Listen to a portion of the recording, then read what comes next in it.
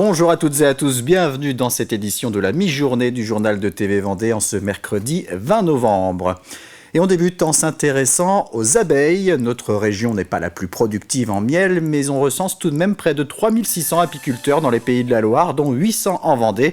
L'apiculture, qu'elle soit amateur ou professionnelle, est réglementée. Les ruches doivent être déclarées. Nous sommes en pleine période de recensement jusqu'au 31 décembre.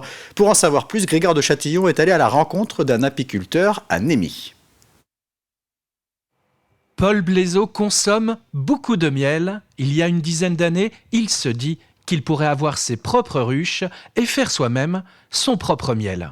Un jour, mes filles m'ont dit, vu la quantité de miel que tu consommes, tu devrais avoir des ruches. C'est de là que c'est parti. Aujourd'hui, cet apiculteur amateur est propriétaire d'une vingtaine de ruches sur un terrain familial dans la commune de Némy.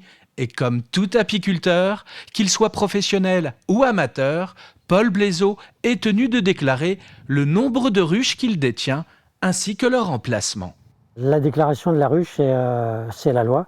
La déclaration, c'est une fois par an. C'est un document à remplir avec le nombre de ruches, le numéro d'api, et puis c'est fait une fois pour toutes. On n'a pas besoin d'y revenir. Au niveau de la paperasse, ça reste relativement simple et tout. Il n'y a pas de recherche, il n'y a pas de cotisation, il n'y a rien de financier. Une seule ruche au fond de votre jardin doit également être déclarée. Les conditions d'implantation des ruches pour le département de la Vendée sont définies par un arrêté préfectoral. Par exemple, entre la voie publique et les propriétés voisines, 10 mètres de distance sont à respecter. À 100 mètres de distance, si ces propriétés voisines sont des hôpitaux, des écoles ou des terrains de sport. 50 ruches dans un lotissement, non, c'est pas possible. Quand on est dans une conjoncture comme moi ici, avec pas d'habitation tout autour, c'est plus simple qu'une ruche dans le jardin ou dans un lotissement avec des gens qui risquent de se faire piquer ou quoi que ce soit. Jusqu'à 50 ruches, vous êtes considéré comme un apiculteur amateur. En 2023, en Vendée, 780 déclarations étaient enregistrées par les professionnels et les amateurs pour un total de 22 587 ruches. Et l'on connaît le rôle prépondérant des abeilles dans la biodiversité. À Saint-Gilles-Croix-de-Vie et à Saint-Hilaire-de-Riez, les habitants sont justement invités à découvrir les résultats de recensement minutieux de la biodiversité effectués pendant 2 ans et demi sur leur territoire. Un atlas de la biodiversité communale a été réalisé. Il sera présenté le 3 décembre prochain à la MFR de Saint-Gilles-Croix-de-Vie en présence de l'écrivain-réalisateur Cyril Dion et de l'écologue Philippe Grandcola. Cet outil permet de faire un état des lieux de la faune et la flore existantes. On a la main dans nos territoires, on a la main là-dessus, on peut encore faire quelque chose. Et donc cette soirée, on fait venir un scientifique qui va nous dire comment la biodiversité peut nous aider dans le réchauffement climatique. Et on aura Cyril Dion qui va venir nous expliquer qu'ensemble, on peut toujours réussir à faire quelque chose. Et donc pour nous, le point le plus important de la soirée, c'est ça. C'est on peut agir chez nous positivement. Et la biodiversité, c'est la chance. Le moyen, en fait, de résoudre une partie des problèmes qui vont se poser. C'est un rendez-vous incontournable de l'innovation pour les filières d'élevage. Depuis hier et jusqu'à demain soir, le 12e salon Tech Élevage est installé au Parc Expo à La Roche-sur-Yon. Une édition qui se déroule dans un contexte de crise entre les inquiétudes au sujet des accords avec le Mercosur ou tout simplement les conditions de travail des agriculteurs et des éleveurs. Reportage Florian Bosniak. L'esprit n'est pas aux manifestations au salon Tech Élevage au parc des expositions de La Roche-sur-Yon. Et pourtant, lorsque l'on interroge les agriculteurs venus pour l'occasion, des doutes subsistent quant à l'avenir de leur profession. C'est vrai que les accords du Mercosur par rapport à la production viande, bovine ou hors sol sont plus inquiétantes que pour la production laitière.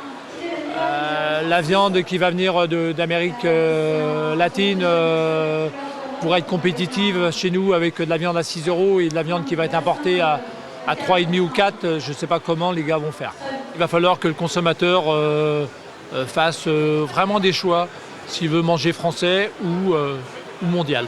Alors ce salon est également l'occasion pour les agriculteurs d'envisager des solutions. Aujourd'hui, il faut qu'on discute de notre métier. Il faut que le citoyen lambda puisse être informé de ce qui se passe en réalité dans l'agriculture.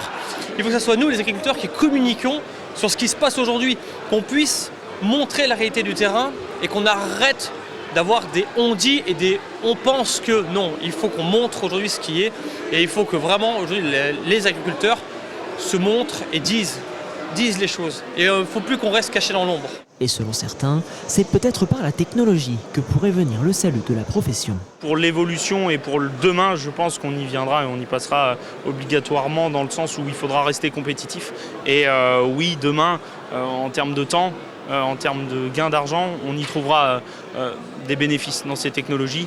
Et je pense que c'est surtout le temps. Nos agriculteurs, ils ont de moins en moins le temps et il faut leur en faire gagner au maximum et ça passera par des nouvelles technologies, ça c'est sûr. En attendant, de nouvelles mobilisations sont prévues dès ce mercredi 20 novembre avec un blocage par les agriculteurs du fret alimentaire partout en France. Parmi les 36 collèges publics de Vendée, 10 ont mis en place une classe défense. Elles ont pour but de contribuer à la cohésion nationale, promouvoir l'esprit de défense et garantir l'attractivité des métiers des armées. Ce lundi, la Fédération nationale des combattants républicains a remis son drapeau à la classe défense du collège Édouard Herriot à La Roche-sur-Yon. Un moment très symbolique pour ces 23 élèves de 3e qui ont opté volontairement pour ce projet pédagogique. Un nouvel ouvrage consacré aux chansons maritimes en Vendée vient de paraître. Il s'agit du 3e tome. Les 2 premiers, publiés en 2022 et 2023, s'intéressaient à la période du 16e au 19e siècle pour l'un, au 19e siècle pour l'autre. Le dernier en date est plus contemporain puisqu'il se focalise sur le 20e siècle. On y retrouve 188 chansons d'auteurs professionnels, mais aussi de marins eux-mêmes, où ils décrivent leur quotidien, notamment à bord des tonniers. Le 12 septembre dernier, le ministère de la Culture a reconnu le chant de marin comme étant un élément du patrimoine national, du patrimoine culturel immatériel. D'abord, ça représente une partie de l'élite, les décideurs jettent un autre regard. Pour nous, c'est un autre regard que va porter une partie de la population. Et la population elle-même va se retrouver reconnue comme étant porteuse d'un patrimoine. C'est la fin de cette édition. Je vous donne rendez-vous à 18h pour un nouveau point sur l'actualité. Très bonne journée sur TV Vendée.